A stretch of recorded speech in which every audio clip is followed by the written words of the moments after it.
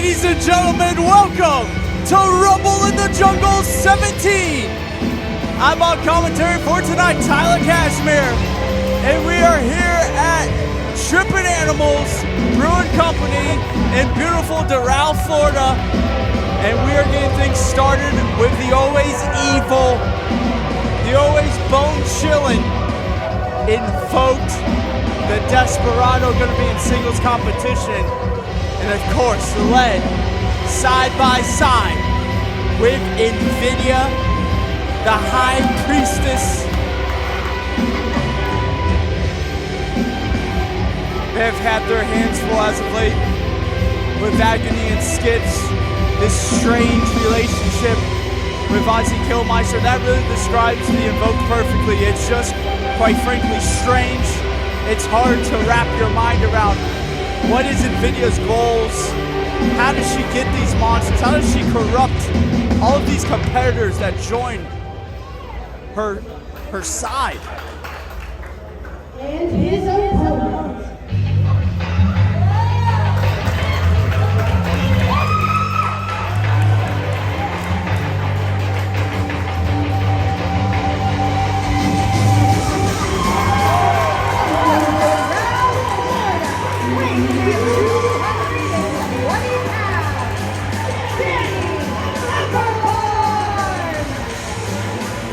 And how about the complete opposite when you look at this young man in Danny Everbourne. Here you see the shirt Doral made in his hometown of Doral, Florida. And this is a young man with a chip on his shoulder. For the longest time, it has been in the last territory. When will Danny Everbourne get that first victory? A losing streak of 21 straight matches snapped 2 months ago, where he made Pretty Rich Wise become the 1 in 1-21 and pretty much ran Pretty Rich Wise out of Florida. Since then, he's got a couple other wins under his belt. He's got a couple more losses under his belt. One thing is for sure, Danny Everbourne looking to rack up wins and build a name for himself here in the last territory.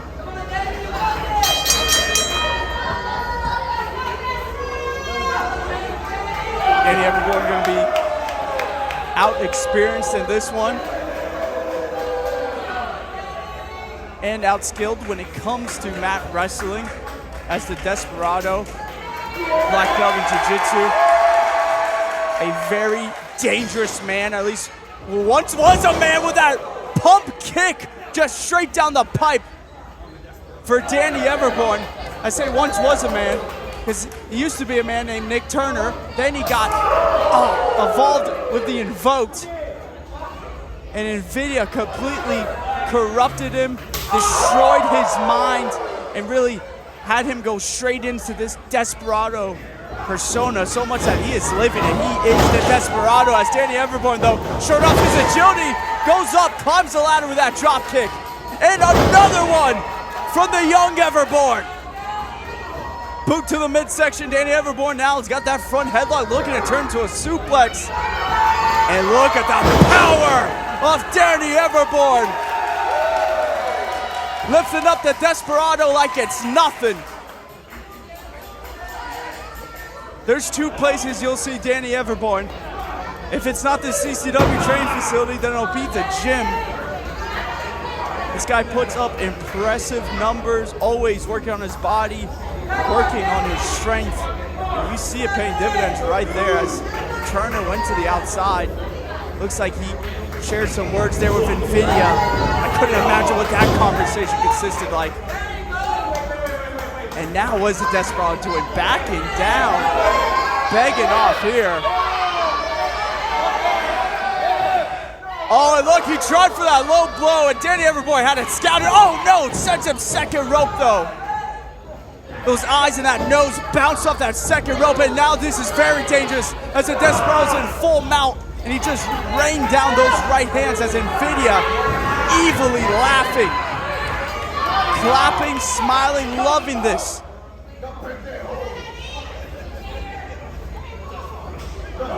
And I told you, Desperado has got the years of experience.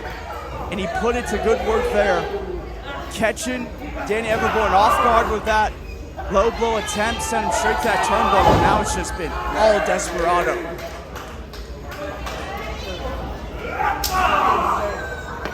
Desperado also just recovering from an arm injury, courtesy of Agony and Skitz. You gotta think all that is on his mind. All that hate and that war he's been having between Skitz and Agony, getting involved in Ozzy's business. It looks like all of those tensions have been building up here, and he has just taken it out on Everbourne. Now jumping clothesline. And you see it in every move, every burst of offense. One count there. Everbourne tonight just might be in the wrong place, wrong time when it comes to facing off with a Desperado. Invidia not happy with the count, barking at me on the outside. And the fans here trying to get Danny Everbourne willed back into this one, but oh, looks like it worked. One too many elbow drops, I should say, for the Desperado. Gave Everbourne an opportunity. It looks like he's running with it as that second clothesline connects. Now an Irish whip to the corner. Follows him up with the single hand bulldog. Center of the ring. Hooks it. 1, 2. Just 2 there. Everbourne's got to keep it on top of the Desperado. We got a monster so dangerous like the Desperado, so skilled that could defeat you in a numerous amount of ways. You got to keep up the offense. And I don't know if I agree with this. Everbourne going top rope. We don't usually see this. Danny Everbourne, no. Desperado had it scouted, rolled through. And now, oh! That tornado kick. 1, 2, and 3.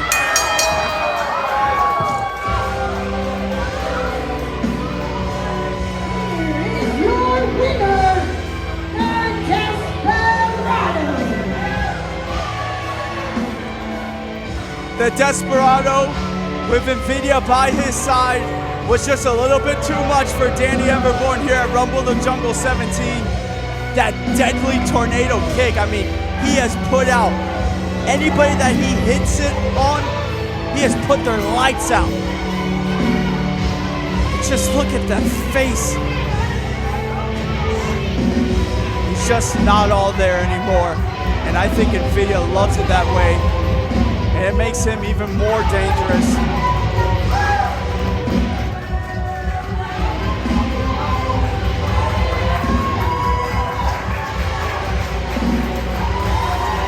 Well, ladies and gentlemen, one heck of a singles opener there. Coming up next now, we got a former World Heavyweight Champion that wants to make a big-time statement here tonight. Let's go to the ring as Sarah Wilder is making her way up there.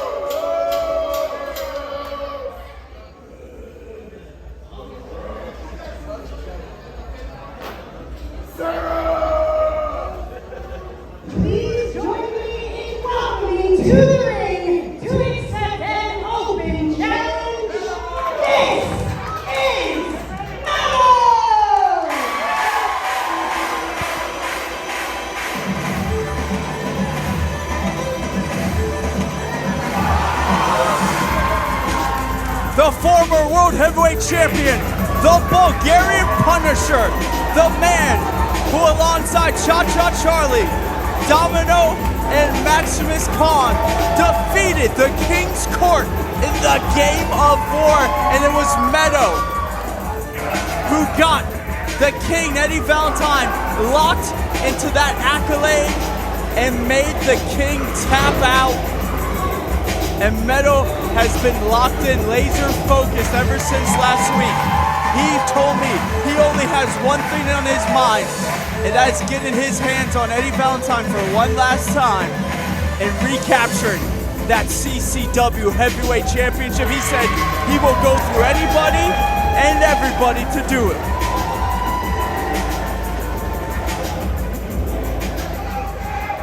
Obviously in phenomenal shape as always is Meto. Doral, who's ready for an open challenge?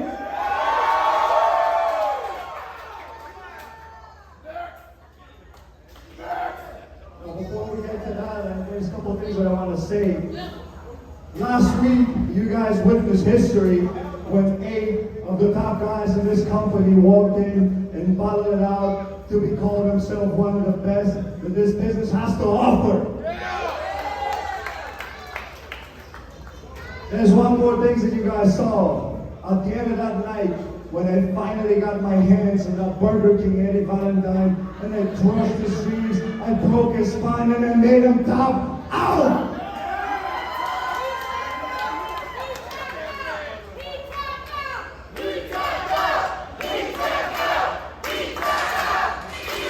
He did indeed. Now, Eddie, you have all the tools to prove me wrong. You have all the tools to prove all these people wrong, and yet you don't do it. And let me tell you why you don't do it. I'm gonna do you a solid and give you the keys to the damn kingdom, Eddie. You check your ego at the door, you let you look yourself in the mirror, and you let your passion drive you every single night to be the goddamn best that you can possibly be, and you let it all on the line in front of these people, wherever you go, Eddie. Because that's what I do, and that's why I am who I am, who I said I am, and that's gonna be there for a very, very long time. Now let this open challenge start, and let's see who's gonna be the next SOB, who's gonna get his ass whooped right here, right now, in the wild. Well, how about that? Big time words, fighting words Get him out. by Meto. Oh wait, what the hell is this? Who's gonna be, huh? Wait, this masked man with a chair! Entered this open challenge, but my God, look, Meto just put the microphone down like nothing happened. That's Nolly. He just ate a chair shot to the head, and spear! Spear to Nolly, 1, 2, 3!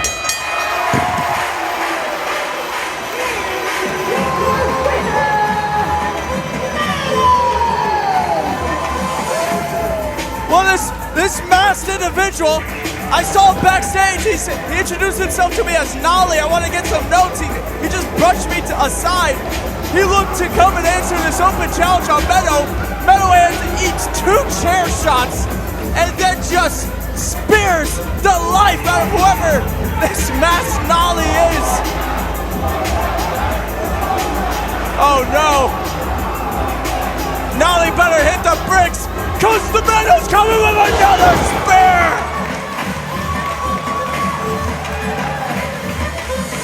Cut him in half! Hey look, Meto wants, Meto speared the life out of this man. Wait a damn second! That's Elon! That is the definition of interest. Elon, he's not even supposed to be in the state of Florida! Elon lost that loser leaves town match at Bash of the Brew against Danny Everbourne, and it looks like he snuck his way back in here. And Meto now throwing him right back out. The Bulgarian Punisher looking in tip-top form and gunning for Eddie Valentine in that heavyweight championship.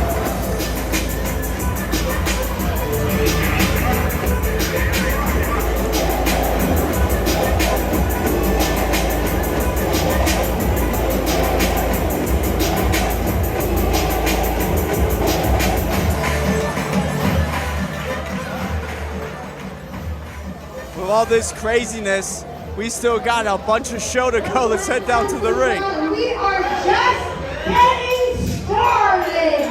Are you guys ready to see some more wrestling action? The following contest is scheduled for one fall.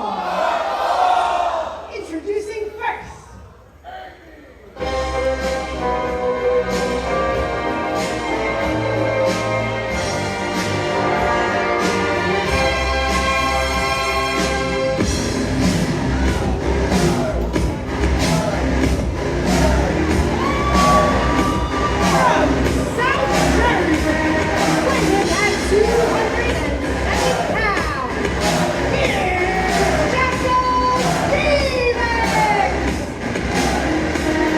The man that frankly just doesn't give a damn anymore.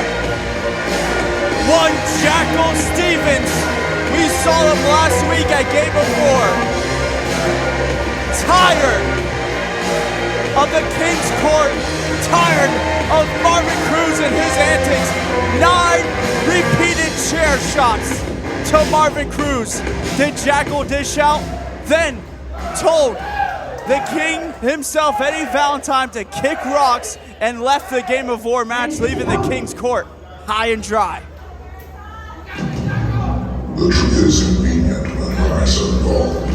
Your guilt is invincible, and by my decree, your lives will be dropped like a bad joke.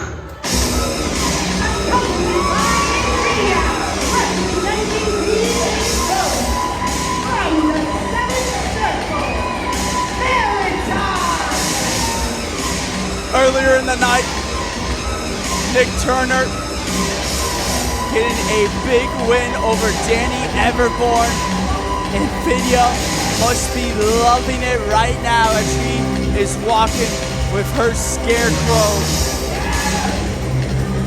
The decrepit one, the corrupted one, Veritas. Every time they are out here, it's just a different chill in the air.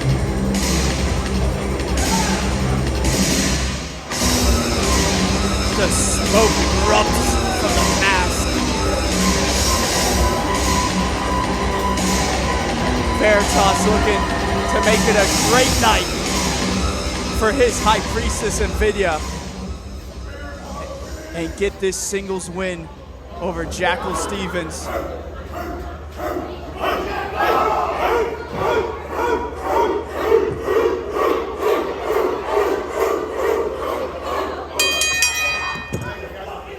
Jackal fired up here.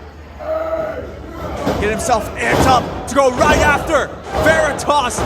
Taking it straight to the big man is Jackal Stevens with those right hands. But Veritas using that size, just goozling Jackal, throwing him right in the corner. Big hammering shots to the body, then up to the chin. But now it's Jackal fighting out of the corner. These two start slugging early in this one. Jackal Stevens has this whole new attitude. He's a man all by himself on an island. And look at this Jackal.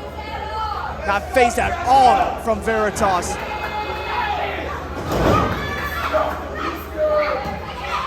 Jackal isn't taking orders from anyone. He's not bowing down to any authority. He has been a loose cannon. As right now, he's just stretching out Veritas. Got that hammerlock in tight. This Jackal almost trying to get into a Kimura. But Veritas, I mean, for such a big man, you'll watch Veritas. He's so technically sound. He's so agile, surprisingly agile. And then he will show you his strength. Veritas definitely one of the most dangerous competitors, but man, you want to talk about dangerous? How about a headlock takeover through the ropes? Oh, and then a drop kick on the button from Jackal Stevens. Jackal dishing it out on Veritas.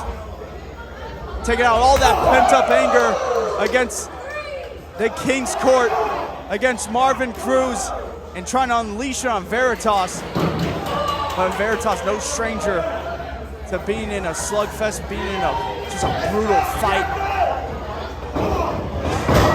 We've seen Veritas go back and forth with the best of them here in the last territory, strike for strike. He's going with Jackal Stevens right now. Jackal tried ducking, but he got caught into that vicious knee drop. Now Irish whip, and now that lifting knee. Jackal tried brushing it off, he couldn't.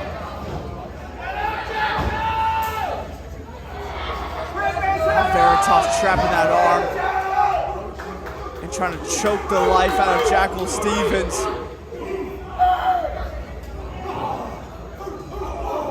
I mentioned it earlier, the Invokes issues with Skitz and Agony.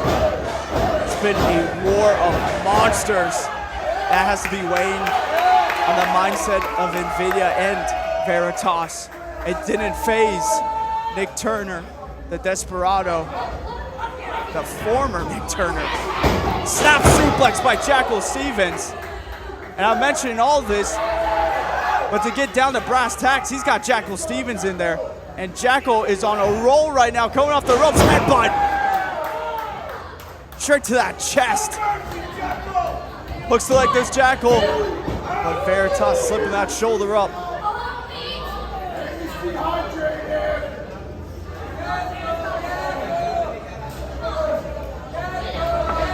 Jackal not afraid to talk to his opponents in there. As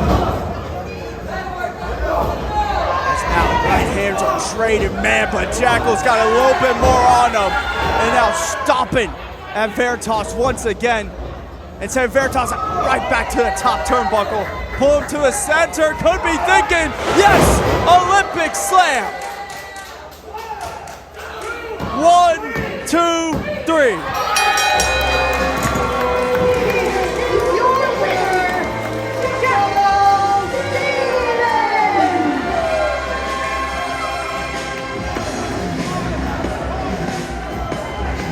Statement made by Jackal Stevens.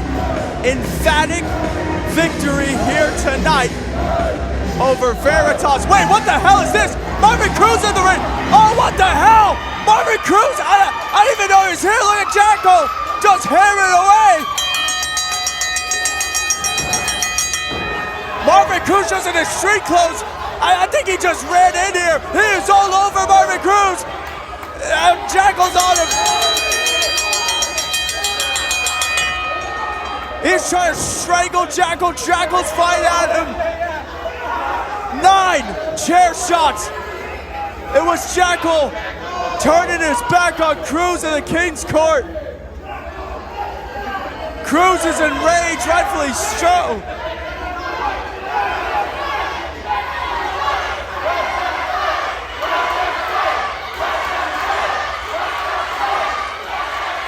Valentine in there trying to talk to some sense to Marvin Qrow, and look at Jackal there. Oh, they're going right back at it!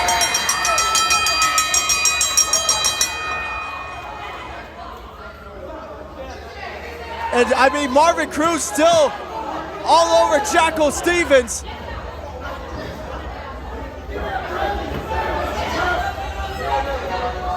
Valentine keeping his Crown Prince away from Jackal best he can, trying to talk sense into Marvin Qrow.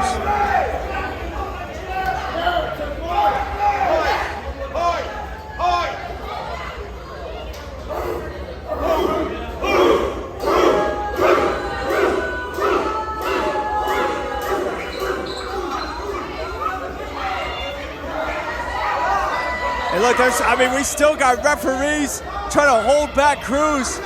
These two, it's already been announced, they're gonna go at it at Bash at the Brew 54,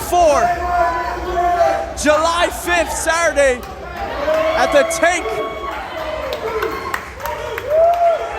You see, tensions are high, the animosity is hot between Jackal and Marvin Qrow. But Jackal here tonight, not phased, getting that victory over Veritas. I gotta tell you, Jackal better be careful. Marvin Qrow looks to be one pissed off SOB.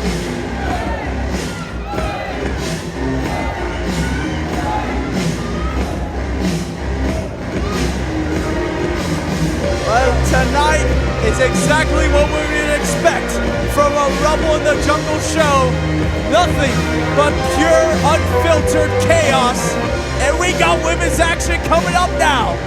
Kick us away, Sarah Wilder.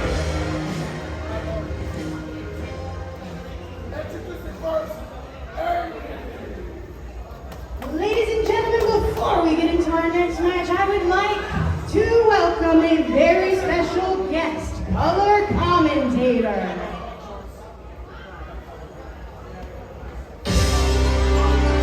Gracing us with his presence, your king of the territory, his royal majesty,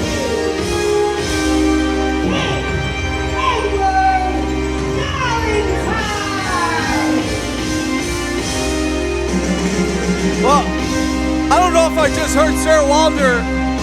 correctly. Did she just say King Edward Valentine, the World Heavyweight Champion, is going to be a special guest commentator here tonight with me?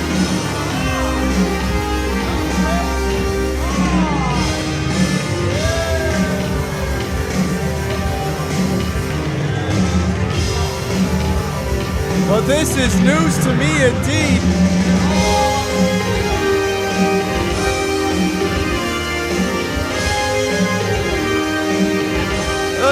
It's got this fanning boy out here. Oh my goodness.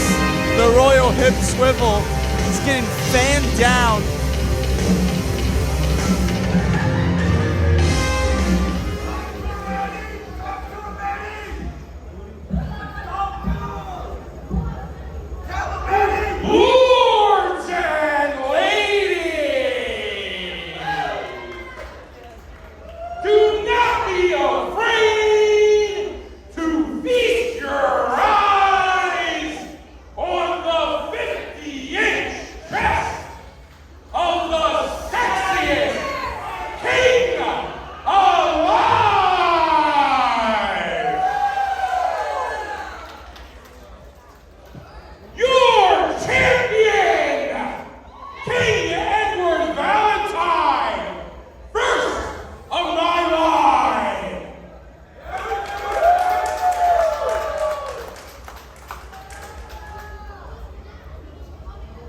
Well, it looks like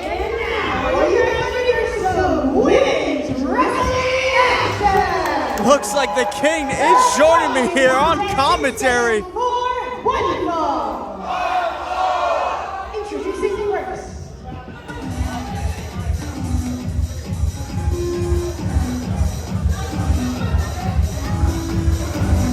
Ladies and gentlemen, he has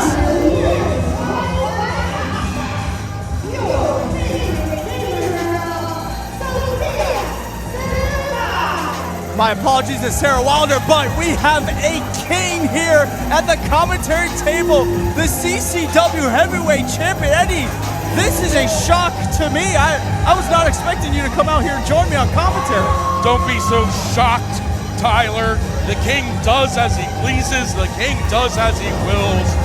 And right now, the king has decided that he is going to be the color commentator here in Doral for CCW.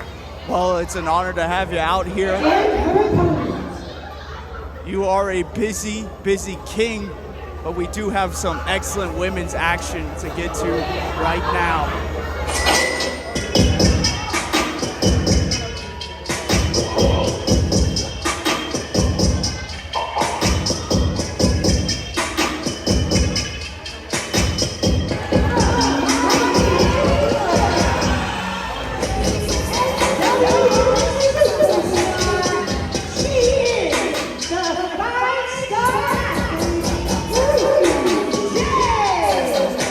And Eddie, I gotta ask you, because we just saw you out here.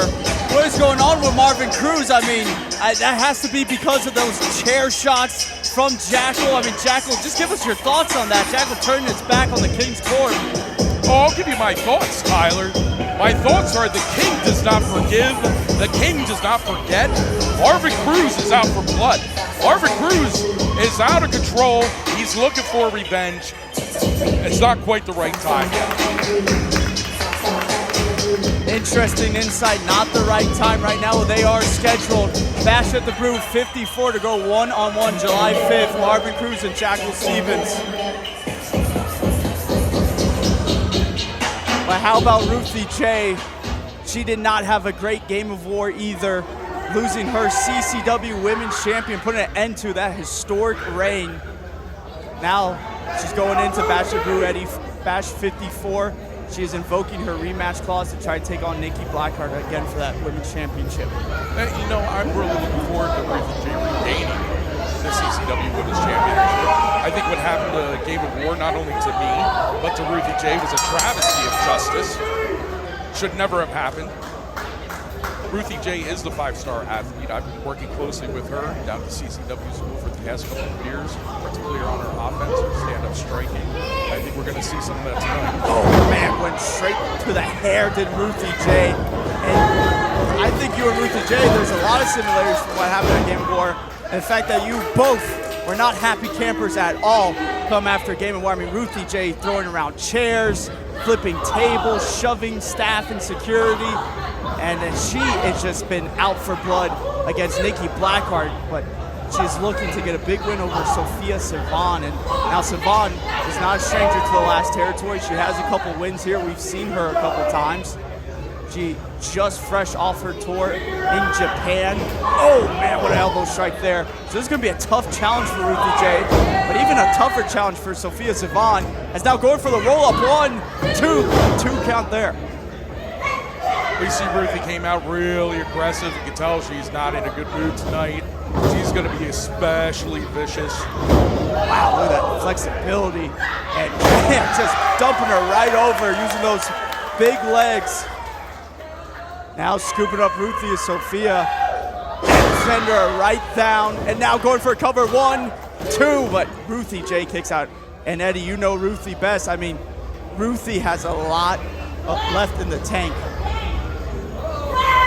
Yes, she does. It's going to take a lot more for Sofia to put her down. I think it was kind of early going for the cover there on a former champion of Ruthie Jay's stature. She just wasn't going to put her away there. A little bit early. Might be trying to wear her down, eat up some of that energy. But again, Ruthie is a 5-star athlete. It's going to take a lot more. Right. And now, well, Ruthie Jay line her up, rolls in from the outside. Oh, and gets that X Factor. Beautifully done there, showing off why she's the 5-star athlete. Now going for the cover. 1 count there. And speaking of Ruthie Jay being the 5-star athlete, and this is in all of her matches, the longer her matches go, the more it favors her. I mean, with someone like Sofia Sivan, who is just, cover here, 1, 2, man, they're back and forth with these covers. Can't even get my point out here, but Sofia Sivan, you know, she is a built woman. I mean, she puts in the work on the gym. She wants to end this as soon as possible, while Ruthie Jay, she has a cardio tank that goes for days, Eddie. Yeah, that's very true. Sofia is carrying a lot of muscle on her frame. Yeah, I mean, I'm the same way. I like to be bigger. I like to have the strength and the weight to really exact some damage on the opponent out there. But you are sacrificing cardio, stamina for that. So we might see that come into play here as long as Ruthie can outlast her. Oh, that was a beautiful European uppercut. Just took Sofia right off her feet. perfectly done there. Fun fact, both of these women in the last territory coming off of losses from Nikki Blackheart. We saw Sofia Sivan at Vice City Slam come up short against Nikki Blackheart. Of course, Ruthie Jay, a Game of War. And look at Ruthie Jay coming with that hip attack, man, right in the back of the head. Now, I am sick to death of hearing about Nikki Blackheart. Nikki Blackheart, everything. Nikki Blackheart would be nothing without Ruthie Jay. Oh, She would be nothing without Ruthie Jay. Ruthie Jay made Nikki Blackheart. She got lucky at Game of War, and the situation is going to be rectified at Bash. I would put it more, Ruthie Jay saw what Nikki Blackheart had to offer, used her for everything she had until Nikki Blackheart finally smartened up and turned on Ruthie Jay before Ruthie could turn on her. And Nikki Blackheart capitalized in the moment, winning that women's championship from Ruthie Jay. And now, by the way, has become a viral sensation. I understand why you keep hearing the name Nikki Blackheart. You just can't get away from her. Over 3 million views across social media on that match between her and Ruthie Jay. Yeah, it's unfortunate. Unfortunate, I think it's great news. Look at both of these women. Oh man, both had the same idea. Both came down crashing hard, center of the ring. Now you're going to see the heart of a champion. You're going to see the heart of a champion with Ruthie Jay. Ruthie Jay, I think she's going to be like, again, the cardio's better. She's going to make it up first. The first person to make it up is going to have a major advantage in this situation. We'll see right now, Eddie, as both women are stirring here. Sofia getting to those ropes. Both women on one knee, and it is Ruthie Jay getting up first here. Going straight to Sofia, tried for that Irish whip. Sofia so strong holding on to that top rope, but just got chopped. And look at that power, Sofia exploding now with that clothesline. Sofia Sivan now leaped into that back elbow, high kick connects. Vicious head kick by Sofia. Scoops her up, Eddie. Oh, it falls down almost a Michinoku driver. 1, 2, just a 2 there. Not enough. Oh, I love this, going straight to a crucifix. 1, 2, trying to capitalize. Sofia Sivan is trying to end this one. Now going through another roll. 1, 2, and Ruthie Jay just getting out again. And another roll up. 1, 2, Sofia Sivan. Oh, Sofia Sivan just putting on a clinic of pinning combinations here. Ruthie is kicking out of all of them. And again, she's going for another. But again, Ruthie Jay so technically gifted, finding a way out of every roll-up attempt. Look how smart Ruthie is. Ruthie Jay went to the outside. Wait, she's got that controller in her hand. Yes. She was masking that controller with her hand. Referee Amy Veronica didn't even see it. Smashed it over the head. Now it's got her lifted up, and that's Stardust. And that could be the end. That 2, is the end. 3. That's right. Ruthie Jay showing that she is smarter than your average competitor, showing her cleverness, her cunning, rolling over to the ring apron, grabbing hold of that video game controller, concealing it in her hand, just blasting Sofia in the head with it. That gave her the opening that she needed to hit her finisher, and that's going to be a 1, 2, 3 for the 5-star athlete. And to be honest, I'm not surprised, because one of the main reasons Ruthie Jay had such a long women's championship reign was because of tactics like that. Going the underhanded route, getting help from the outside, whether it be Nikki Blackheart or anyone else she could use, or getting a hold of a foreign object like a video game controller or anything. Ruthie Jay just finds a way to win, and it's the most frustrating thing to see, but you cannot deny the results. On everything that you said right now, Tyler, that's describing a winner.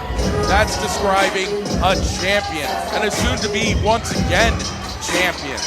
Well, they're going to go to war again at Bash of the Brew 54, July 5th. Nikki Blackheart be defending that women's championship against Ruthie Jay.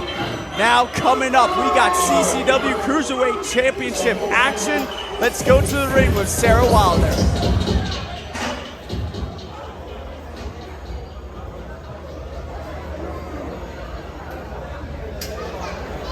Ladies and gentlemen, we're ready for a title shot.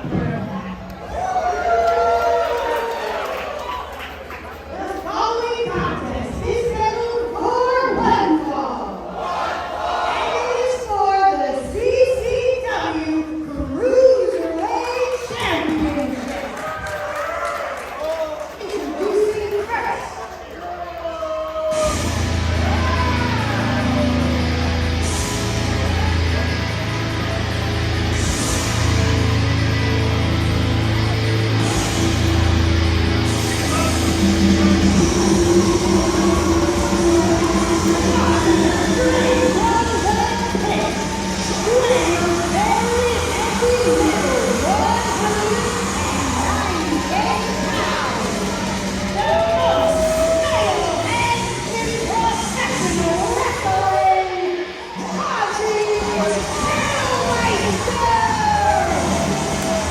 The most hardcore metalhead in all of professional wrestling, Ozzy Kilmeister. Eddie, he's getting another shot at Elliott Qrow. This will be the third time that Ozzy Kilmeister goes after Elliott Qrow to reclaim that Cruiserweight Championship. It seems like every time he gets in the ring with Elliott Qrow, it's Skitz or Agony. It's something that always gets in the way of Ozzy to reclaim that Cruiserweight Championship. But Tyler, how many rematches for the Cruiserweight Champion is Ozzy going to get? What is he doing to earn these championship rematches? What? Getting his ass handed to him by Agony and Skitz? Is that what gets you? Is that what gets your Cruiserweight title shot? I'm actually really looking forward to this.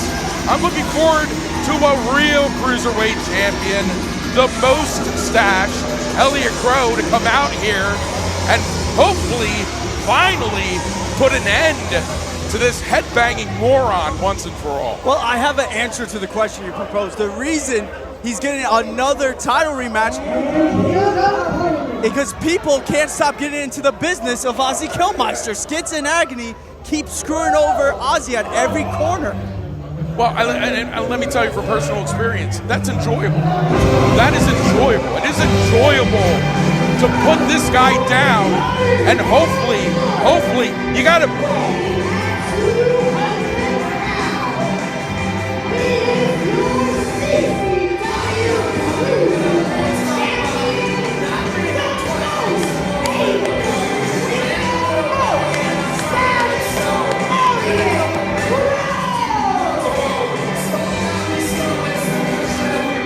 Continue your point, Eddie, of just destroying Ozzy. I want to see Elliott Qrow. Me and Elliott Qrow haven't seen eye to eye every single time that we've gone out there, but he has been a fantastic Cruiserweight champion. No one's been able to beat him. He's at the top of his game. I have a hard time naming just about anybody that can stand toe-to-toe with Elliott Qrow right now. Wow, I'm surprised to hear such high praise from the King Eddie Valentine, but it's well-deserved praise, I have to admit. Elliott Qrow won that Cruiserweight Championship in this very building 3 months ago against Ozzy Kilmeister, and he has not looked back ever since, defeating opponent after opponent. Names like Jay Vidal, names like Alan S2S Martinez, by hook or crook, Elliott Qrow has defeated them.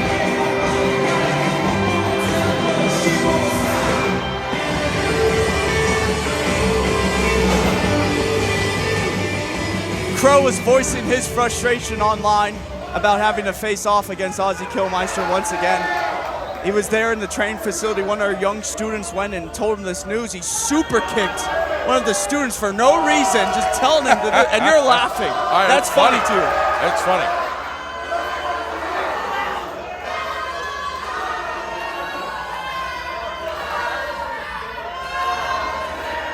I'll tell you, this whole crowd here at Trippin' Animals Brewery, they're letting Elliott Qrow know what they think of him. They are firmly in the corner of Ozzy Kilmeister. He is the most hated, Eddie. You know, my most loyal subjects are really on the wrong side of history with Elliott Qrow here. What does it matter what they think right now about Ozzy Kilmeister? They love this idiot right here.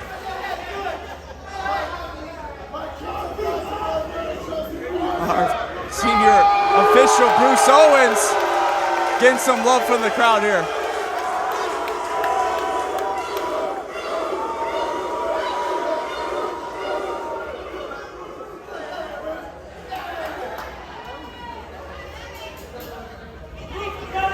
Everyone's having fun here at Trippin' Animals Brewing Company. Oh, you know what? I don't think Elliott Qrow is having fun. I think he's taking this seriously. I think Ozzy Kilmeister is treating this championship rematch as a bit of a joke right now. I think he's going to find out. I think Elliott Qrow is going to show him what's what. I think different people find different motivations in various ways. Ozzy is feeding off the audience, having a good time, and taking his opponents to the mosh pit. But yeah, Elliott Qrow, he hasn't cracked a smile, nothing. All business is Qrow. Actually, just has a scowl on his face. Actually, I've never seen Elliott Qrow smile. He always has this permanent scowl. He just doesn't like anybody. He takes being a champion seriously. This isn't a happy, fun time for Elliott Qrow to come out here and defend his championship. He wants to be great. I will give Ozzy Kilmeister a little bit of credit. This guy's built like a piece of scrap iron. You can beat him with a stick, you can take him to the limit and beyond, and he will just keep coming back and coming back and coming back. So take nothing away from the toughness of Ozzy Kilmeister. I just don't like his attitude, or his personality, or how he looks, or his height, or how he wrestles. So everything else. Yes. You just like that he's resilient. But he does say he can't kill the metal. Yeah.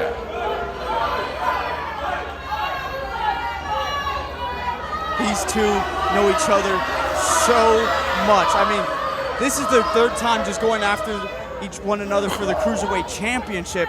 That's not counting all the times Ozzy Kilmeister defended his Cruiserweight Championship against Elliott Qrow, and all the times they faced off before without the Cruiserweight Championship being on the line. These two know each other better than anybody.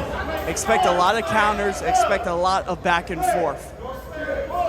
This is going to be a bit of a chess match here. Again, like you said, these guys know each other better than just about anybody else. They've fought each other, they've bloodied each other, they've taken each other to the mat from pillar to post and beyond. So this is going to be, again, a chess match. Who's going to be able to play 5 moves ahead and capture that killing blow? It really is. This is one's going to be whichever man makes the first fatal mistake may cost him the match, as Elliott Qrow went around. He's got that waist lock now. Ozzy Kilmeister's got it on. Elliott Qrow fighting the hands. Great job there. He's got the hold of the wrist. Wrenching that wrist out. The whole arm. Look at Ozzy flipping up. Hip up. Look at Elliott Qrow just a little bit faster there. You can see everything Qrow does. He just has intent behind it. It's just beautiful work maintaining wrist control here. Ozzy trying to get something to happen, but Elliott Qrow is right on top of him. Nice one. Both of these two great technical wrestlers, but in the technical department, I do have to give the edge to Elliott Qrow. Oh, without a doubt. Without a doubt. Now, if this breaks down into a brawl or something where he, Ozzy gets to put that headbutt into play or something like that, that empty head of his, to turn things around. But right now, this kind of matchup, mat wrestling, technical wrestling, Elliott Qrow definitely has the edge. Like I said, Ozzy Kilmeister, he wants to turn all his wrestling matches into just pure mosh pits. Just bodies flying, fists, heads, anything he can throw at his opponents. But right now, you know Elliott Qrow's not going to let that happen. He's going to try his best not to let that happen. As he got this side headlock in, trying to lift him out of it. Well, you see here too, they're not being overly aggressive, rushing. Neither man wants to get caught. Great hurricanrana there. Oh. Very evenly matched right now. Yeah, both testing the waters. Don't want to get too overzealous, but now things are starting to speed up. And look, Elliott Qrow just got caught out of the sky.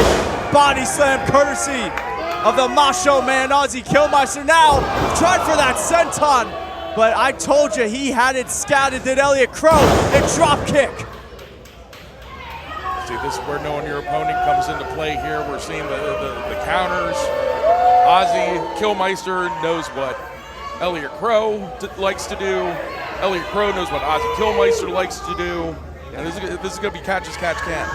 We saw that on that senton attempt when Qrow got those knees up. Now Qrow just hanging out Ozzy to dry. Got him stuck on that top rope. Ozzy looks a little bit out here, Eddie. As Qrow perched on that top rope, going for a double stop. Oh, I think Ozzy was playing a little bit possum there, Eddie. Oh, enziguri. Now, outside in, springboard. Oh, spinning headbutt connects. Cover 1, 2. 2 count there. See how much these guys are sweating too. It is hot. It is hot in tripping animals. It is hot in this building. That drains your energy. You're losing fluids. Your energy's being drained. The longer it goes, mistakes can be made. People can slip. There where injuries can happen. And where wins can happen and opportunities can happen as well. And not to mention, Eddie, we are in the middle of June in summer here in Doral, Florida. It is so hot, and this building makes it even hotter. And now Elliott Qrow just, listen, nasty stun gun right across the top rope there. That can damage your trachea. That cuts off the oxygen. Now you might see a 3 here. 2. Now Ozzy just so resilient kicking out there. Gotta love how Qrow is always improving his game, always implementing new moves into the arsenal. As now, look at that with that stash. Eddie, have you ever seen a man who loves his mustache more than Elliott Qrow? Possibly me when I was young. Because Elliott Qrow reminds you of a young man. I'll say, Elliott Qrow has a better mustache than I did, though. It's impressive. It's a mustache. It is unique to say the least, as Elliott Qrow rushing in on Ozzy Kilmeister, dragging to the center. 1, 2. See how he's really honing in on the throat now here, just draping Ozzy Kilmeister, bro. So it's steel cables. Those are steel cables. Very little covering now. Just putting all his weight across the back of Ozzy Kilmeister and driving his throat down onto that steel cable there, that rope. Ozzy just trying to reach out for anyone to get out of this position here as Elliott Qrow in the driver's seat, but that resilience, that heart of Ozzy Kilmeister shining through, and a big chop there. Irish whip, but man, Qrow cut him off, Eddie. Cover 1, 2. Oh. Just a vicious running clothesline. Again, back to the throat, back to the throat. He's gonna keep going back to that throat. Gonna target that area until Ozzy Kilmeister can't breathe anymore, can't kick out anymore. Hopefully, it's a strategy that will end up in a 3 count for the current Cruiserweight champion. Oh, nasty.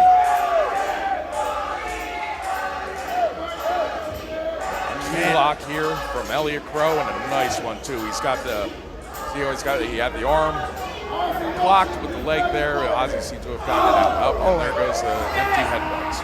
Those headbutts. Right on the side there, right on those ribs. Ozzy getting out. Ooh! Getting him with a chop. Now look at Ozzy Kilmeister trying to quicken up the tempo a little bit. But no! Again, like a fire extinguisher, just cutting off Ozzy. Once again, extinguishing everything he had. So Ozzy was trying to get something going there with the empty headbutts. Tried to hit the ropes. They just got cut him off with the kitchen sink right to the gut there. Flipped him right out of the air, and that was close. That was close. Elliott Qrow almost retained right there. I gotta tell you, Elliott Qrow has been looking impressive in this matchup, Eddie. He has really been controlling the pace, controlling where this one goes, wrestling his type of match.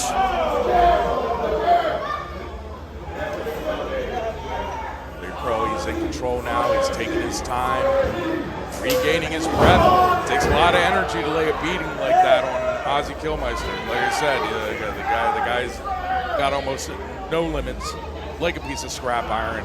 He's just going to keep coming and keep coming at him. Elliott Qrow is really going to have to pull something out to keep him down. Qrow has it in his arsenal to put anyone down as that forearm connects. Another point to bring up about Ozzy Kilmeister is how about that match at Bachelor Group 54 that got announced for July 5th. Him and Agony in a casket match.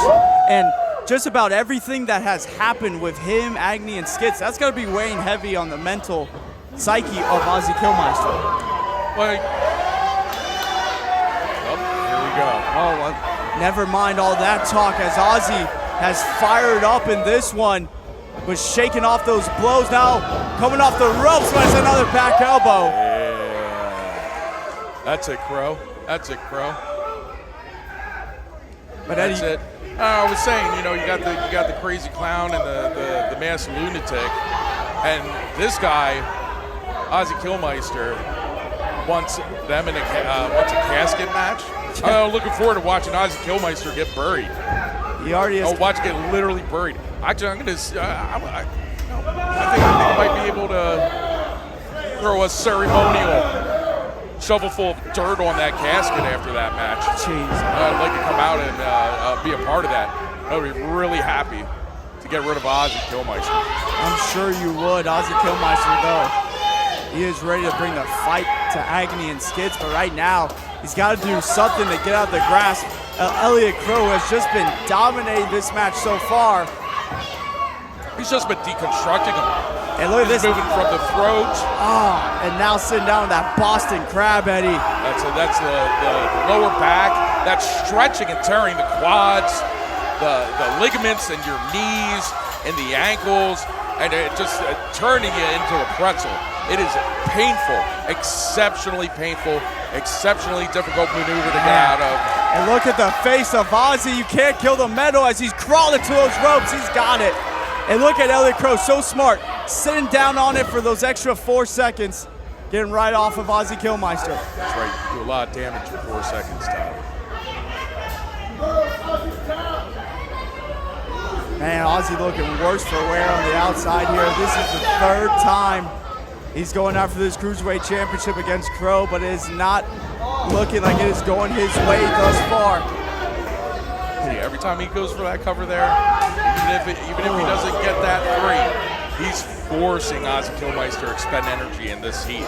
Energy that I don't know how deep Ozzy's gas tank goes. That's something that he made a point to focus on this year, but I can't say that Ozzy Kilmeister has a deeper gas tank than Elliott Qrow. No. But one thing he does have is that fighting spirit, that heart, that can't kill Meto attitude as he's coming up the ropes once again, ducked the line this time, tried for that whiplash, but Elliott Qrow, he had it scouted once again, but escapes out the back door, does Ozzy Kilmeister. Now maybe thinking Moshplex. But man, Qrow got out of it. Oh, Death Valley driver. Oh, that should be it. That should be it, Qrow. I would have gone for the cover there. Not sure. That should be it. Elliott Qrow knows what it takes to put out Ozzy Kilmeister, but oh, spine buster, spine on the pine, courtesy of Kilmeister. I think right there, Eddie. Yeah, that Death Valley driver onto like Ozzy's empty head, and then taking that time right, and going for the cover there, going to hit the ropes, taking your eyes off of your opponent. That's Elliott Qrow, rare mistake, put himself in a position that Ozzy Kilmeister was able to take advantage of. I think right there, Elliott Qrow was looking at it from the point of view that he knows what it takes to put out Ozzy Kilmeister, and he didn't think that DVD was enough, but at the end of the day, Ozzy made him pay for it, and right now, Ozzy Kilmeister could be back in this Cruiserweight Championship match. Oh, they're trading blows here. Back and forth they go. Which man is going to give in? Right hand by Elliott Qrow. Ozzy recoups, throws a right of his own.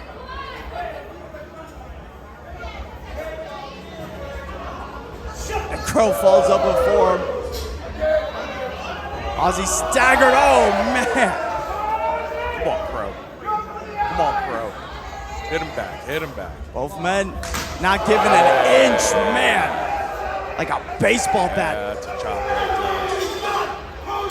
there. And look at Ozzy fired up. Sends a chop of his own to Elliott Qrow.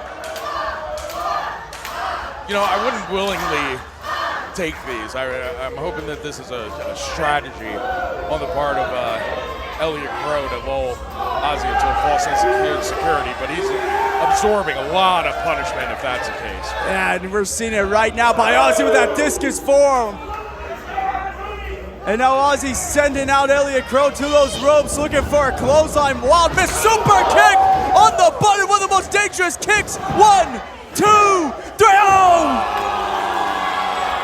Milliseconds, Eddie, milliseconds away. Bruce, come on, man. I look like 3 from where I was sitting, Tyler. I don't know, I think Ozzy... I look like 3, Bruce. I think Ozzy slipped that shoulder up at 2.9. Come on, Qrow.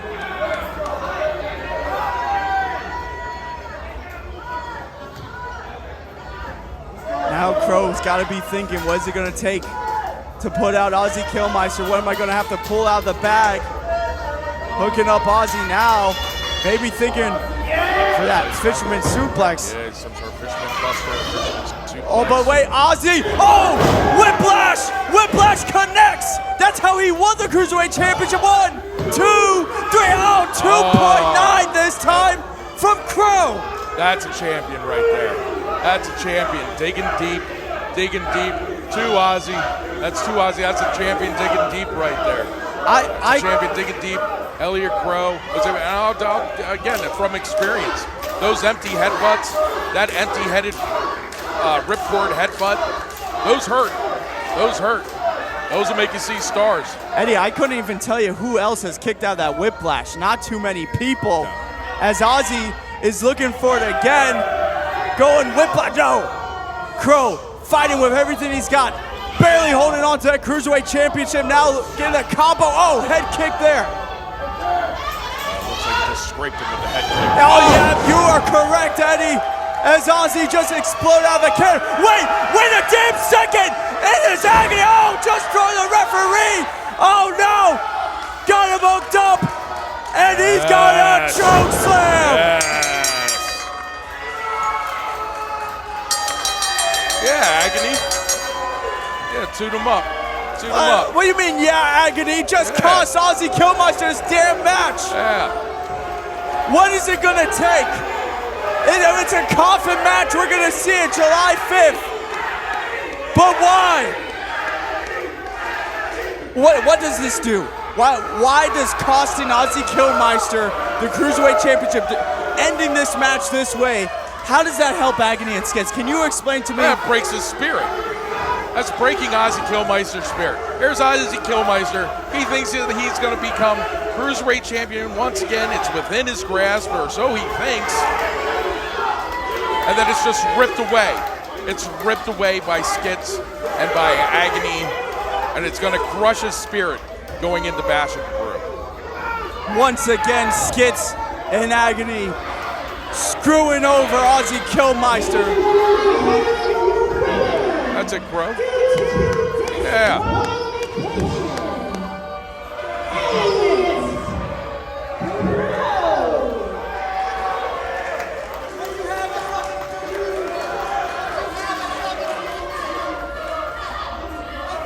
Good job, Qrow. Well, you can't take anything away from Elliott Qrow. Not at all. I mean, it was right in the middle of this match. It was back and forth. I would have loved to see how this one would have ended. But, of course, Skitz and Agony had different plans here for Ozzy Kilmeister.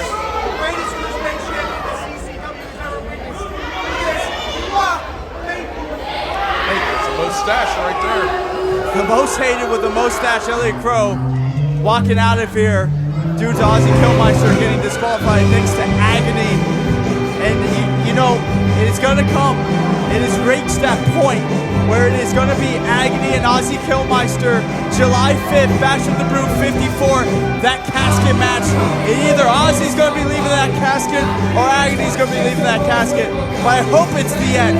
I really do. This has been going on for months and months. So much bloodshed, so much violence. And we've been stuck in the middle of it. And I just hope all this ends, Eddie, between I them. am just hoping to see Ozzy Kilmeister locked in the casket and buried and out of CCW once again. Well, we have different wishes there. Coming up next, we got huge tag team action as it's Chris Farrow and Lakay taking on the 5-star era. Let's go to Sarah Wilder. Are you guys ready to see some tag team action? The following tag team contest is scheduled for one fall. Introducing first.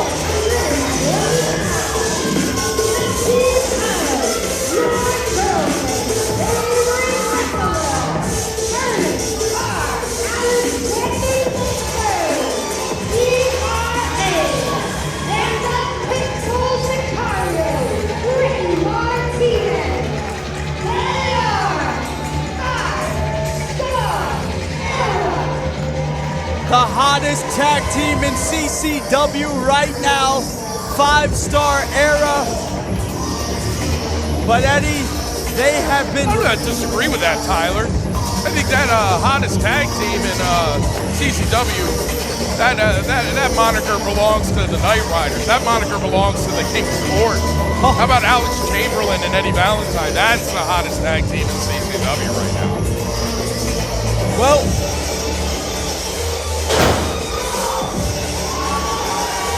we'll agree to disagree on that point, but 5-Star Era, they have been livid ever since it was announced.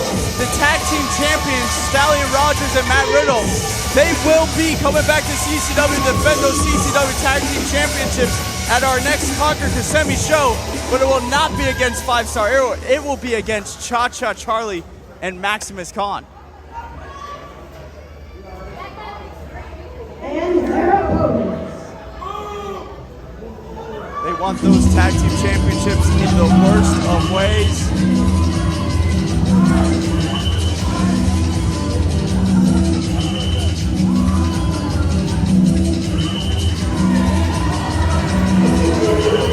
Where's my fanboy? Here, fanboy, get this out of here.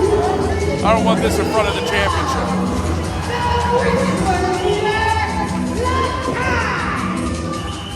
Lakay returns to the last territory. We saw him 2 months ago at Breakout get a big time victory. Now he is back here looking to add a tag team win to his resume.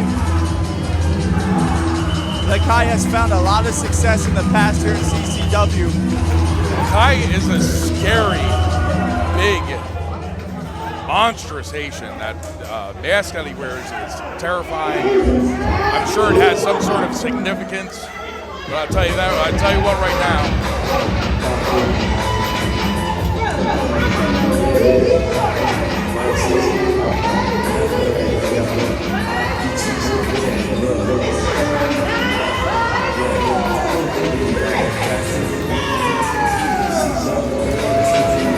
As I was saying, you see somebody like Lakay walking down the street towards you in the middle of the night, you ain't gonna turn and walk, you're gonna run.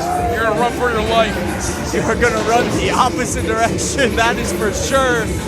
And now we got Mr. 954, the charismatic one, Chris Farrow, teaming up with Lakay. I believe the first time these two have tag teamed. And I gotta say, Eddie, I love this tag team.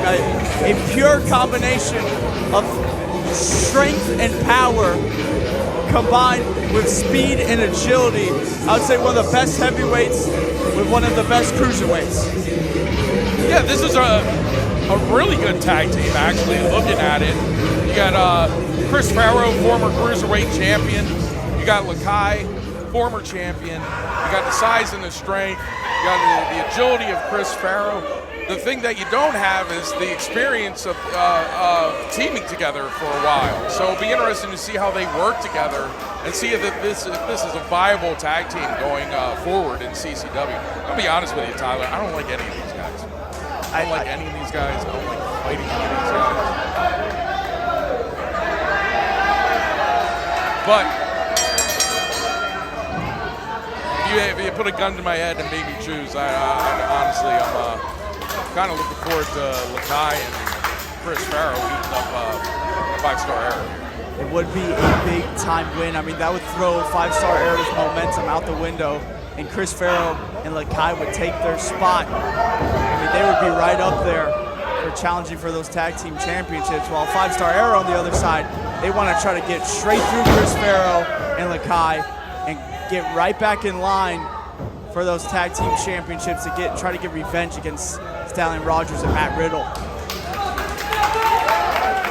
But Farrow and Lakay have an uphill battle here. Like I said, 5-Star Era is a well-oiled tag team machine right now.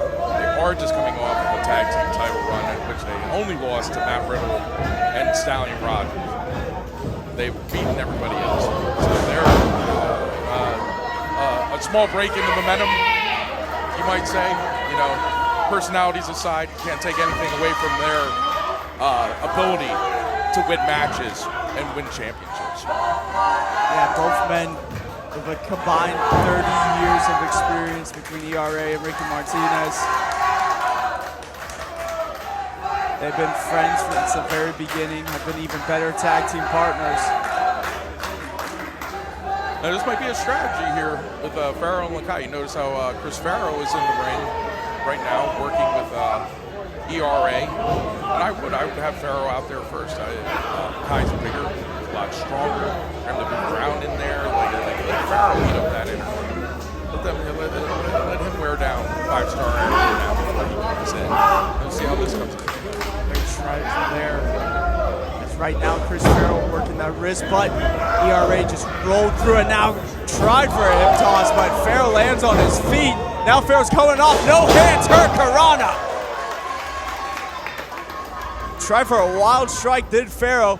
ERA was better of it. And now ERA comes in, single leg drop kick. And ERA with that arm drag. Very evenly matched here, but Ernie got the advantage on Chris Farrow there. It looks so smart by ERA. Walking backwards, getting into his corner, having Ricky tag in. Now Ricky Martinez and Farrow, they have gone to battle in the past before, some great cruiserweight matches between these two. But ERA split the difference with Ricky and follows up with stereo super kicks. Great double team, great tag team work by 5-Star Era. But we're gonna see what I said earlier coming into play here now. Ricky Martinez is in, and he's gonna be expending a lot of energy. Trying to damage Chris Farrow, keep Farrow down. They really have to keep up. And there it is, Lakay, by far the biggest man in this match. And look at him staring daggers through Ricky Martinez. It's like watching Godzilla hop over the top rope and come at you. It really is something just you can't even believe until you see it.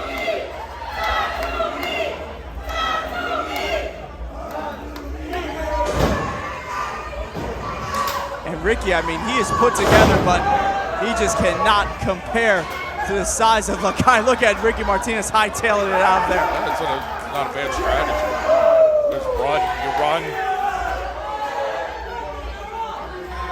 Might be Ricky's best hope for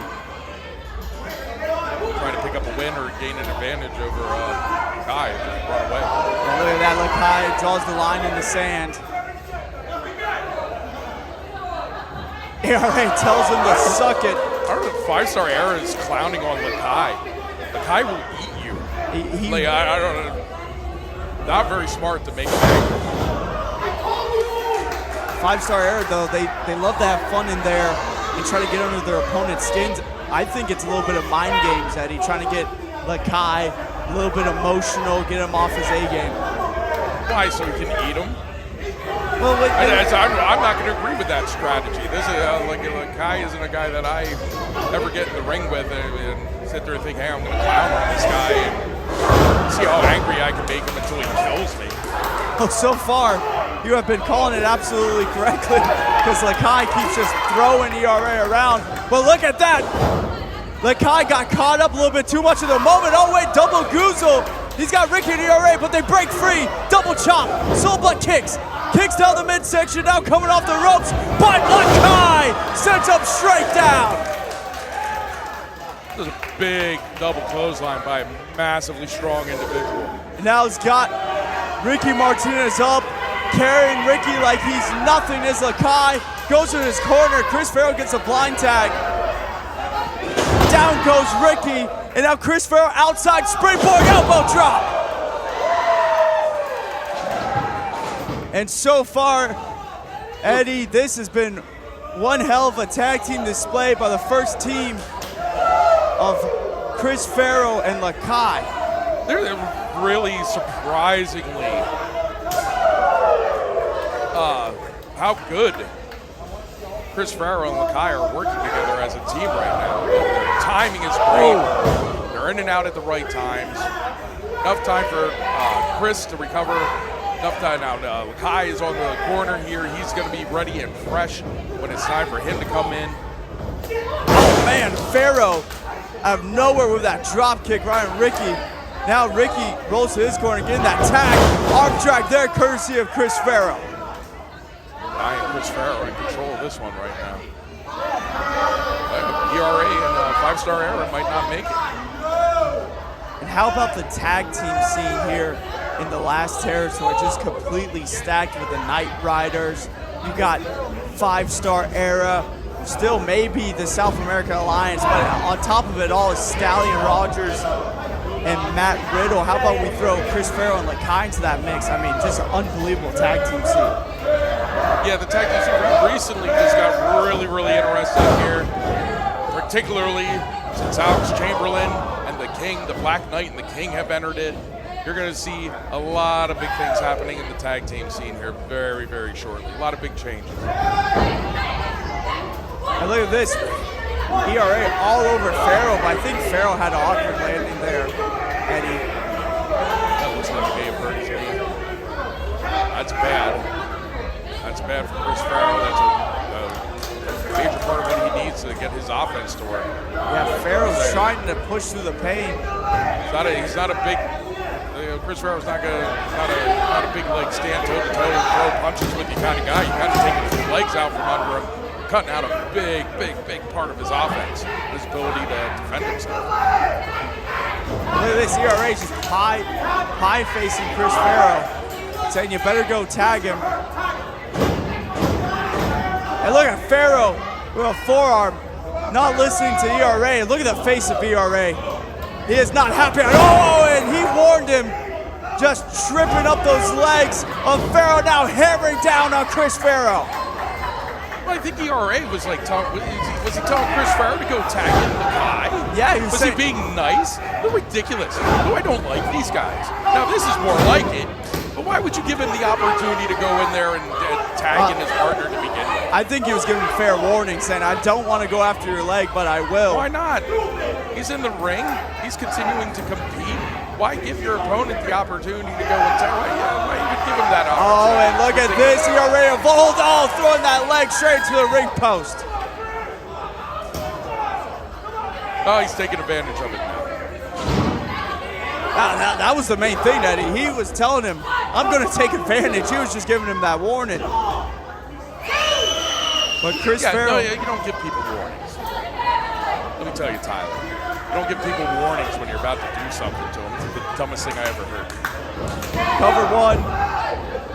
Well, either way, ERA now all over that leg, and Chris Farrow's in serious trouble. And I think something even not as smart as giving a warning was Chris Farrow not heeding to that warning and making the tag to Lakay with this banged up knee. For all Chris Farrow's faults, he's a competitor that's in it to win it with a knee injury. Oh.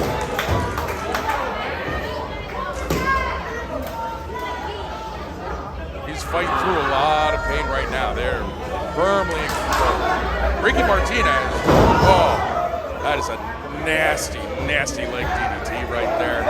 Yeah, that will twist your knee, your ankle, the impact when your foot hits the mat.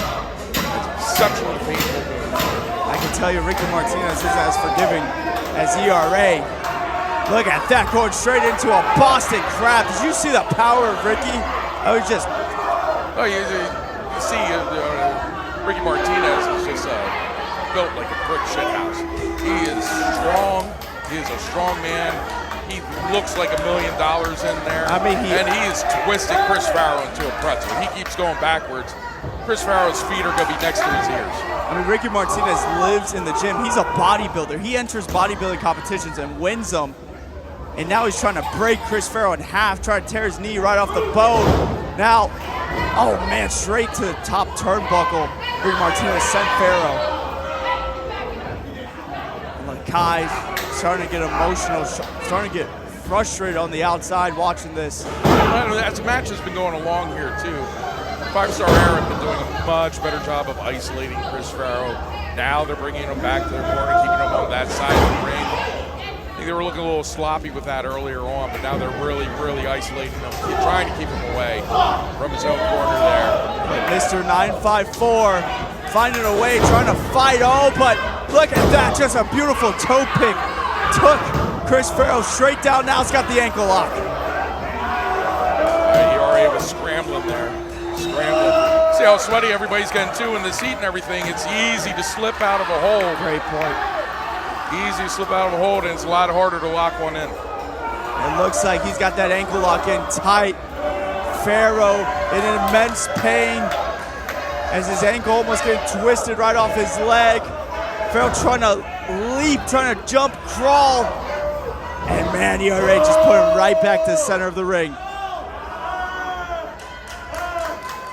He's reaching for that corner. He's reaching, but ERA is doing a great job of keeping him centered in that ring. He's pulling him back every time Chris Farrow tries to make any headway of getting to that corner. It looks like he's trying to make something happen.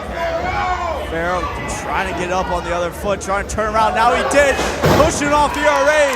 Did Farrow. Lakay wants that tag in the worst way. Oh, but ERA, great job at collapsing on the legs. You can see frustration starting to set in with Lakay here. They better keep Farrow over there. Oh, they but better not let him out. Insaguri and ERA is out on his feet, trying to keep his balance, trying to fight for consciousness. And ERA is down.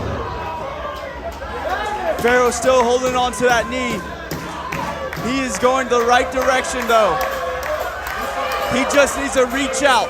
He needs to make that tag to Lakay. Lakay's been chomping at the bit. He's got that tag. Here comes Lakay. Clothesline to ERA. Why not another, says Lakay.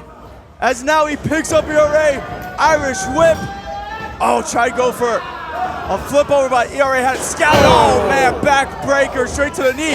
Folds it up with an exploder. Lakay is feasting. ERA is in a lot in that of 4-point stance, coming out low. Crushing. Knock all the wind out of you. Oh, belly to belly. This might be it right now. 1, 2. ERA somehow Eddie kicking out there. What an that could have been it. I'm really surprised Ricky didn't come in and break that up there. That was close. That was very close. One heck of an explosion of offense courtesy of Lakay. ERA though got his boot up. Got another one. Lakay's looking a little rocked in there. Oh man, what a springboard kick there. Caught him right on the chin. Dazed is Lakay. Ricky Martinez in there now. Oh, just brushed off that chop. I don't know if these are the offensive choices I'd be making right now. I can tell you, Eddie, we can agree on that one. I wouldn't try to get in a striking exchange with Lakay, but look at that, tranquilo as ever is Ricky Martinez. And now double super kick. Down goes Lakay. Here comes Chris Farrow, top rope. Got caught by Ricky Martinez. How about the power? Of Ricky Martinez. And he dumps Farrow right on top of Lakay. And now, ERA, he's got the assist. Here comes Ricky, Tope Suicina. Lakay is still on his feet. Somehow. That's unbelievable. That man is huge. And now, ERA looking for a tope of his own. Springboard diving out to the outside. 5-Star Era putting everything on the line in this tag team match. 5-Star Era in control here. Let's see if they can get a win out of this. And this Lakay is still the legal man. Even after all that, I don't know if they're going to be able to put him away here. And they finally got Lakay down. This is the moment to strike by 5-Star Era. You got to hit your best shot right here on Lakay, man. Stereo super kicks, one to the back of the head, one to the front. And they're going for again super kick. But Lakay is just eating him. He is just eating him. He is angry. Look, he's just shaking him off. Oh, super kick from ERA to Ricky. Rare miscommunication by 5-Star Era. Dumps out ERA, and now he's got Ricky. Black hole slam. This should be it. Lakay's going for the cover. Oh, but ERA.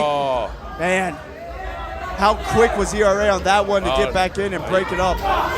Very good to get in there and break up that pin, because I don't think Ricky was going to kick out of that. But then went to slap Lakay across the face. And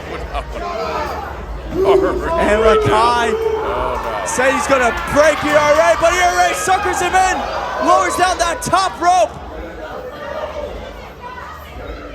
Lakay taking on the outside. Chris Farrow top rope again. this time. Oh man, see how he landed there. They picking him up now. Oh, 5-star Era had it completely scouted out. 5-star finish. Oh, brutal. And Chris Farrow's not the legal man. 5-star Era, they sensed the blood in the water. They wanted it in the worst way. Well, that's not a mistake that 5-star Era makes very often. I think that they would be aware of that. Oh, and Lakay with double clothesline. And right now, Lakay could finish things and win this for his team. What a big upset this would be.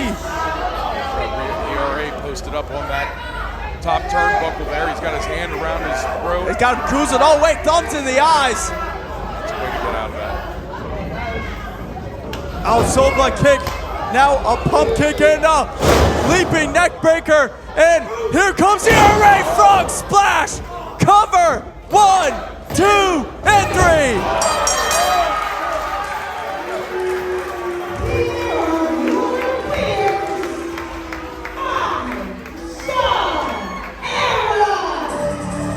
What an impressive victory for 5-star Era.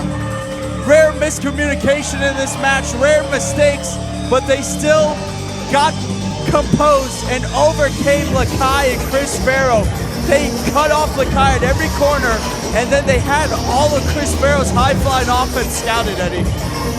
Well, you know what? I was very impressed with Chris Farrow and Lakay tonight. I think they put some more time together, working together at the gym, going down to the wrestling training facility, and working on their timing, maybe on some double team maneuvers.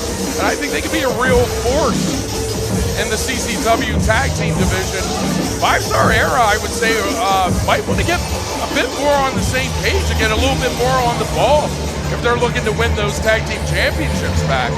I mean, they did come out with the win here, but for all of their experience as a tag team and their ability as a tag team compared to Farrow and Lakay, I think it took a lot.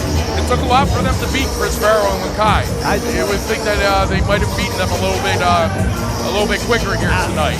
I don't know. It's just the fact that Farrow and Lakay are so great by themselves. I think it took 5-star Era a little bit of a surprise, being their first time tag teaming, how great they were. And I mean, they just pushed former tag team champions to their absolute limit. I think Chris Farrow and Lakay need to team up a lot more often here in CCW. I think we're going to see that too. I think they're going to be a scary team to have to contend with. Well, ladies and gentlemen, it has been an absolutely chaotic night. We've had King Eddie Valentine join us here on commentary, but Eddie, we still got one more. We got this big time 4-way main event as Domino, the Southeastern champion, defends against the Black Knight, Alex Chamberlain, Alan S2S Martinez, and Skitz, and it's coming up right now. Let's go to Sarah Wilder in the ring. Doral, are we ready for our main event? The following fatal 4-way is scheduled for one fall. There will be no disqualifications, and it is for the CCW Southeastern Championship. Introducing first.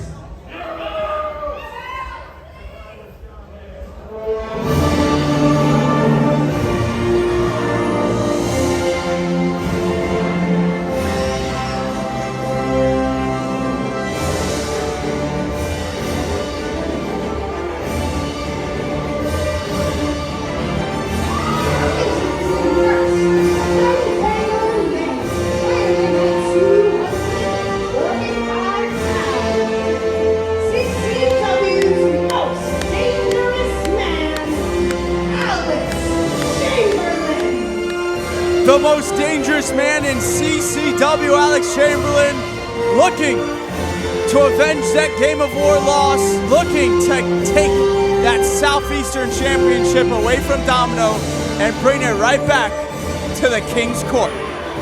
That's right, Alex Chamberlain is CCW's most dangerous man. He is the Black Knight of the King's Court, and he is soon to be, once again, the Southeastern champion in the last territory here in CCW. And Alex Chamberlain, he said, damn the heat or not, he's still out there, Eddie, with that button-up shirt, those slacks, and a belt on. I mean, it is hot out here tonight, and Chamberlain not changing it up. He is the Black Knight through and through. Alex Chamberlain has all the tools necessary. He has a deep, deep gas tank. He knows how to pace himself. He can wear whatever he wants out here and still win.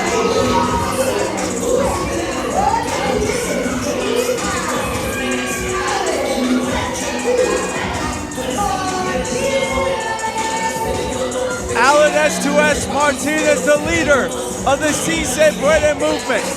Pound for pound, one of the best wrestlers here in CCW. And, you know, I've been toying with it. We might have to give Alan the moniker of the Giant Slayer.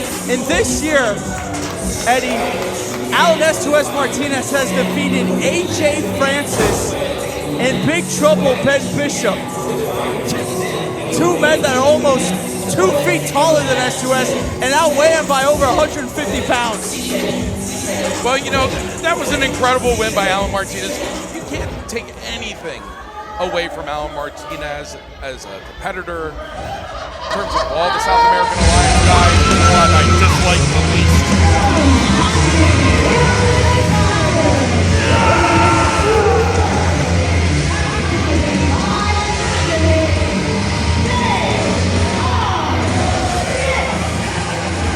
Well, these two made their presence known here at Rumble in the Jungle 17 earlier tonight, getting Ozzy Kilmeister disqualified, choke slamming him, did Agony. Well, you know, Tyler, June is Men's Mental Health Awareness Month. And can you name 2 individuals in CCW more in need of mental health awareness, men's mental health awareness, than Skitz and Agony? Yeah, absolutely, Eddie. I mean, what a great point. They need a therapist in the worst way. Hell, Agony had a therapist in Dr. Eric Christopher for a while. It didn't help him much. He threw him to the side. Now has aligned with Skitz. And Skitz is looking, I mean, could you imagine if these lunatics ran around the Southeastern Championship? Could happen here tonight.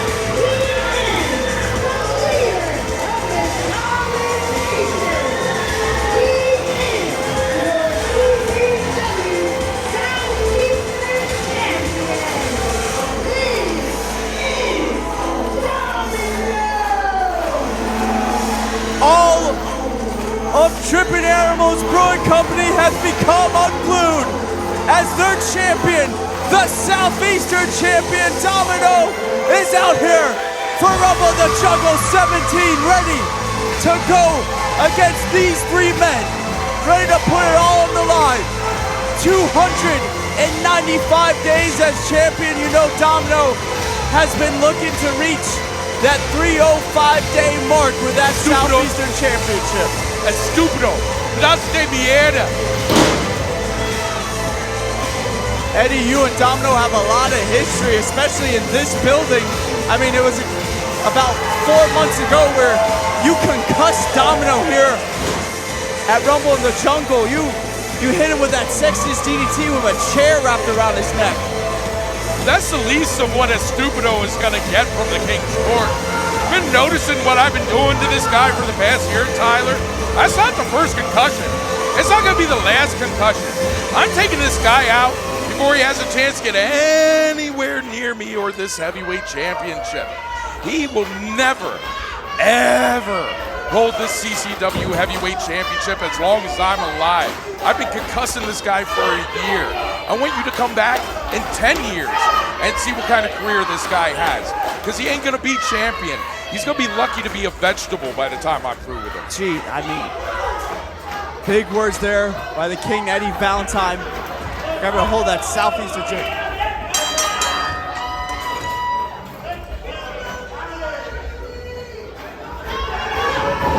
And look at this, Domino going straight to Chamberlain. Skitz all over Allen, S2S, Martinez. We'll try to keep up with the action the best we can. I have a feeling bodies are going to be flying in this one. Fists are already going. Look at the Black Knight. Just destroying his stupido out there. Punching him in the face.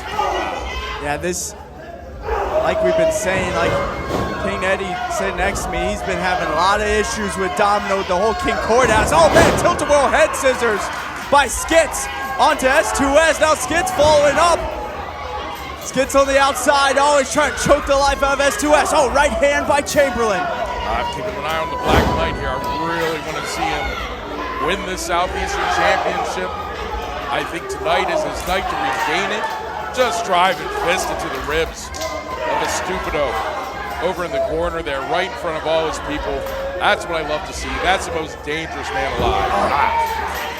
Alex Chamberlain was a great Southeastern champion, a very dominant Southeastern champion. Had those Chamberlain Open challenges. Nothing more, I'm sure that Alex Chamberlain wants to grab that Southeastern championship and celebrate with the King's Court tonight. But Domino coming off the ropes. He's got different plans for Chamberlain. That flying forearm. And Agony stalking everyone out here. There's bodies everywhere. Look at Domino, full head of steam. Man, you can tell that hatred for the King's Court coming out, but Alex Chamberlain cuts him off. Just a brilliant move by the Black Knight there. Just grabbing him by the hips, by the tights right there, pulling him right into that turnbuckle. And Eddie, right into that concussed, stupido brain of Domino. What has been the mindset of you in the King's Court ever since losing that Game of War match? Is it just full destroy mode now? Are you going after all those guys? What is the mindset? I think, a message has to be sent. Really the blame for that minor setback at Game of War falls on the head of Jackal Stevens, the traitor Jackal Stevens, the coward Jackal Stevens. The royal bill is going to be coming due, and it's going to come due at Bash at the Brew time. Can't wait for Bash at the Brew 54, July 5th, but right now, Roman Jungle 17, we got this big-time main event as Domino and S2S had a momentary alliance. Domino trying to cover up S2S. That's right. S2S does have a win. You know, I have a new catchphrase for Estupido. For Estupido Domino. What would that be? Pon las papas fritas en la bolsa. Oh, Put the fries in the bag. That's going to be his catchphrase when the King is done with them. Pon las papas fritas en la bolsa. Put the fries in the bag, Domino. That's your future.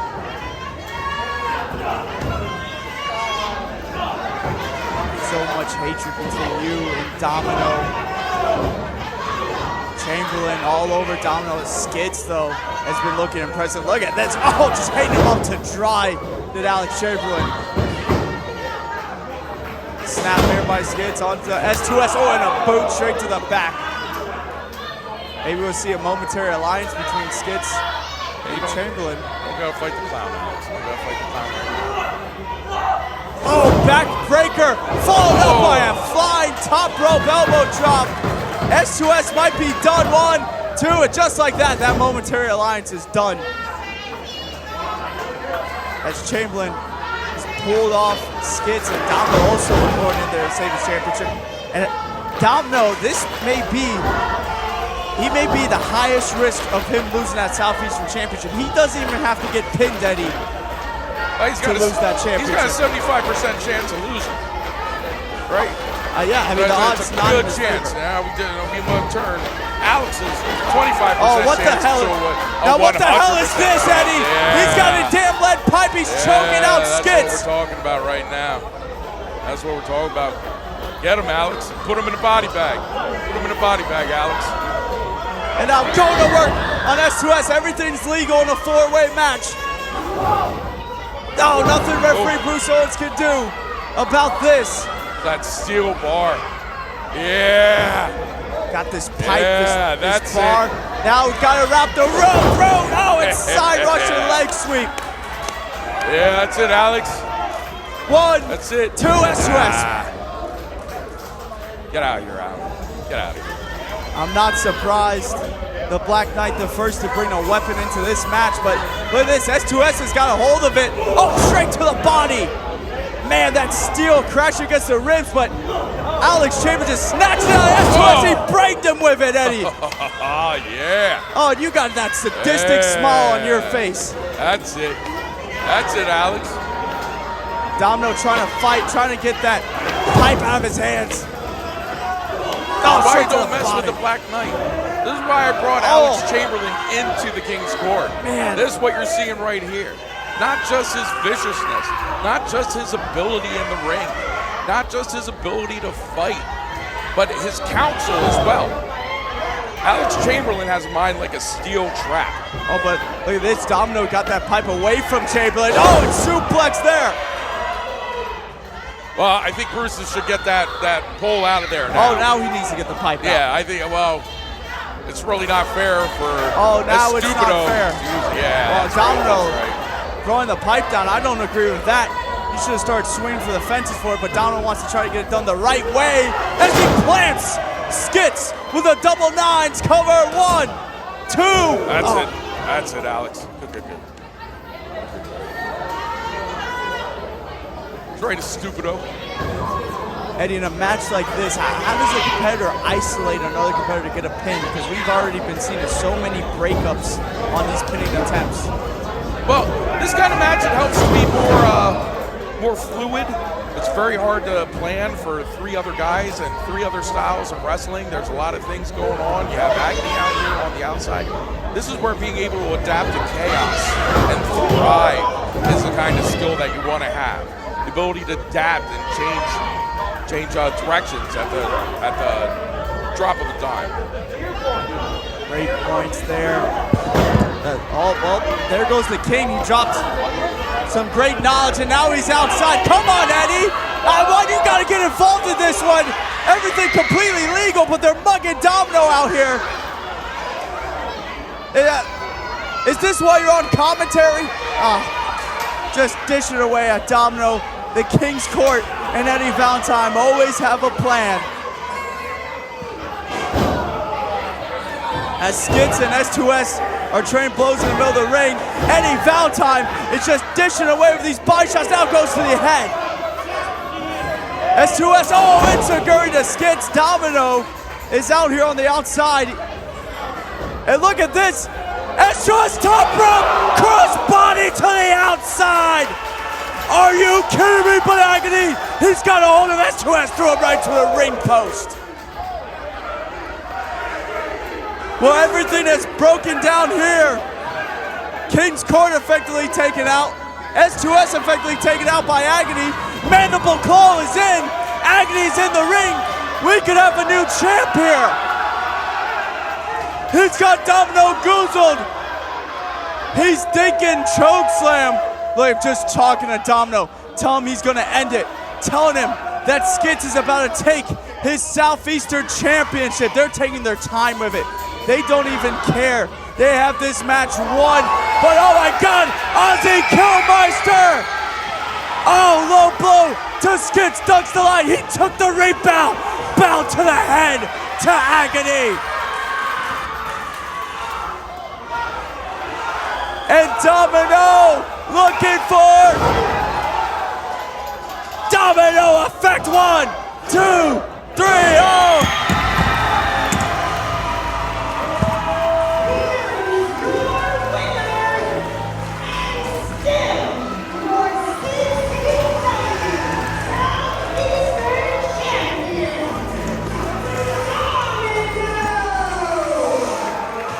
Absolute chaos this whole night.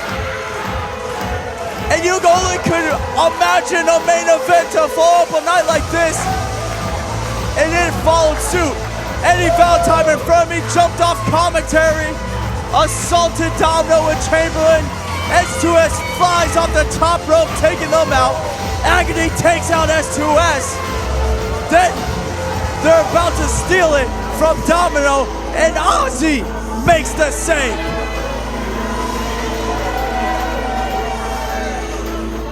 And one domino effect later, and Domino is still your Southeastern champion, and he is marching away forward, looking to make it to day 305 as Southeastern champion, 295-day reign and counting.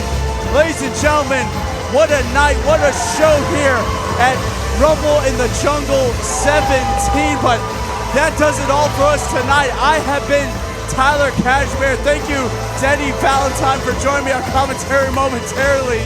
And thank you on behalf of Sarah Wilder. Ladies and gentlemen, good night.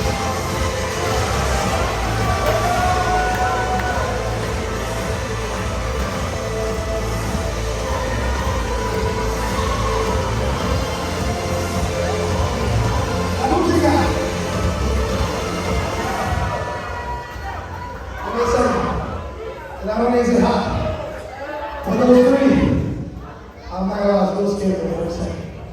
Pero Domino no se vuelve, porque yo siempre tengo la vida bien.